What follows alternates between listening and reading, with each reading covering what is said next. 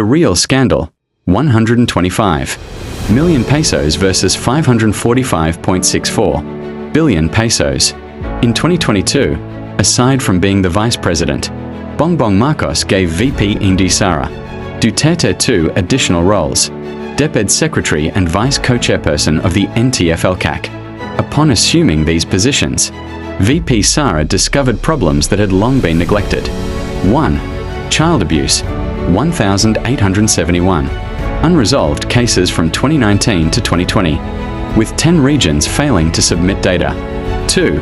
Online exploitation, a 2021 Interpol and UNICEF study revealed that 20% of Filipino children aged 12 to 17 were victims, affecting an estimated 20 million pesos. 3. Youth recruitment, 12.3% of surrendered rebels were minors, with 16 public high schools in Metro Manila infiltrated for recruitment. 4. Drugs and gang violence, over 11,000 incidents involving minors reported in DepEd schools. To address these, her officers required surveillance, informants, and intervention programs. This is exactly the very reason why the 125 million pesos confidential fund, CF, was requested.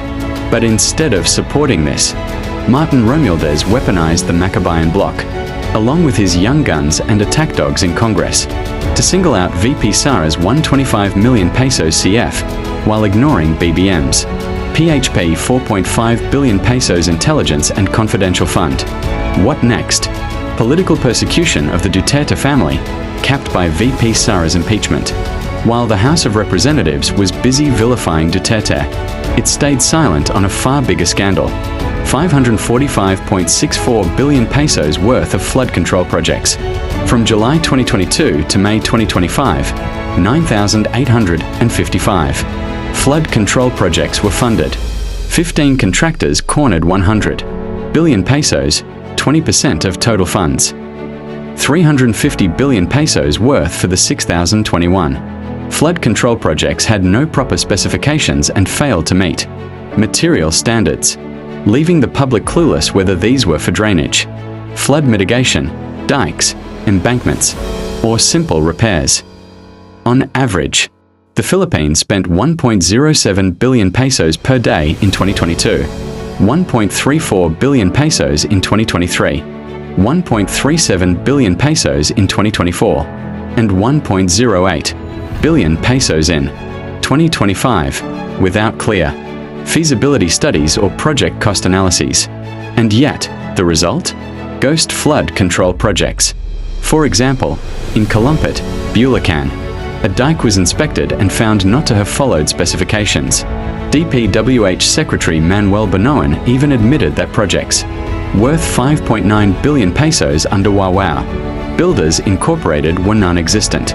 And despite Bulacan receiving 70 billion pesos in flood control allocations, it remained submerged during typhoons. The irony: Bulacan congressmen, most if not all BBM allies, signed the impeachment case against VP Sara.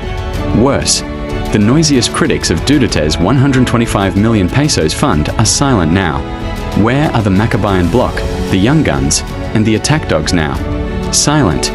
Take Representative Rog Gutierrez of One Rider Party list. He was loud during the Quadcom and Tricom hearings, but today, nowhere to be found. Why?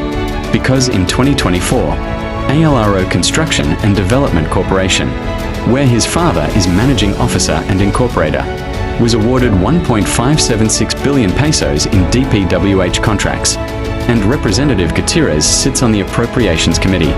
Clearly, he cannot attack his own interests.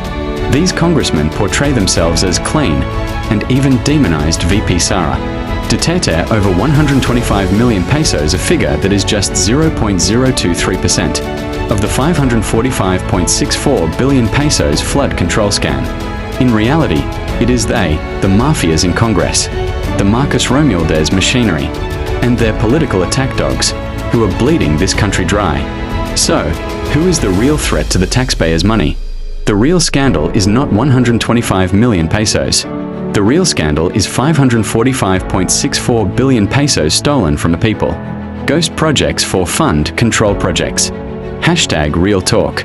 Hashtag administration. Hashtag stop corruption.